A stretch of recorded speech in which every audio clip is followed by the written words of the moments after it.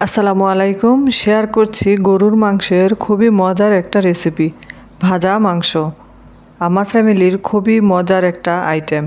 নান রুটি, পরোটা, নর্মাল রুটি, ভাত, পোলাও সব কিছুর সাথে খুবই ভালো লাগে। এরকম আরও নিত্য নতুন রেসিপির আপডেট পেতে সাবস্ক্রাইব করে বেল বাটনটি বাজিয়ে রাখুন। প্রথমে 1.5 টেবিল চামচ তেল দিয়ে দিচ্ছি। এর ভিতরে 1 টেবিল চামচ আদা বাটা ও 1 টেবিল চামচ রসুন বাটা, মুখ ফাটানো 3টা এলাচ, 2 থেকে 3টা দারুচিনি, 3টা তেজপাতা দিয়ে মশলাটা 1 থেকে 1.5 মিনিট ভেজে নিচ্ছি। এর মধ্যে দিয়ে দিচ্ছি 3 টেবিল চামচ পেঁয়াজ বাটা। পেঁয়াজ বাটাটা দিয়েও হালকা নেড়ে দিচ্ছি। দিয়ে দিচ্ছি 1 চা চামচ জিরার গুঁড়া, আধা চা চামচ ধনিয়ার গুঁড়া। আবারও নেড়ে দিচ্ছি 1 মিনিটের জন্য। এর মধ্যে এখন দিয়ে দিচ্ছি 2 টেবিল চামচ পানি দিয়ে এর ভিতরে দিয়ে দিচ্ছি 1.5 চা চামচ হলুদের গুঁড়া, 1.5 চা চামচ মরিচের গুঁড়া, পরিমাণ মতো লবণ দিয়ে মশলাটা ভালোভাবে কষিয়ে নিচ্ছি। মশলাটা ভালোভাবে কষিয়ে নিয়েছি।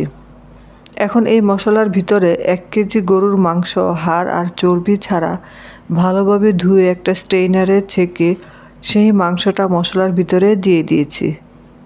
এখন খুব ভালোভাবে নেড়ে দিচ্ছি। ঢাকনা দিয়ে ঢেকে 5 মিনিটের জন্য রান্না করছি। 5 মিনিট পর আমি ঢাকনাটা খুলে নিচ্ছি আর দেখুন কতটা পানি ছেড়েছে। ভালো করে নেড়েচেড়ে 20 মিনিটের জন্য রান্না করছি মিডিয়াম আঁচে। মাঝে মাঝে নেড়ে দিতে হবে, তা না হলে নিচে লেগে যেতে পারে। মাংসটা আমার খুব ভালোভাবে কষানো হয়ে গিয়েছে। এখন ঢাকনাটা খুলে এর ভিতরে 1 কাপ পানি দিয়ে দিচ্ছি। মাংসটাকে আমার 85% সিদ্ধ করে নিতে হবে। পানির পরিমাণটা আপনাদের কম বেশি লাগতে পারে সিদ্ধ করার ক্ষেত্রে।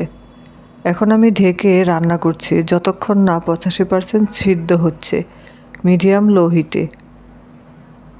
মাংস সিদ্ধ হয়ে গিয়েছে, আমি ঢাকনাটা তুলে নিচ্ছি। এখন একটা ছাঁকনি দিয়ে মশলা থেকে মাংসটাকে ছেঁকে নিচ্ছি।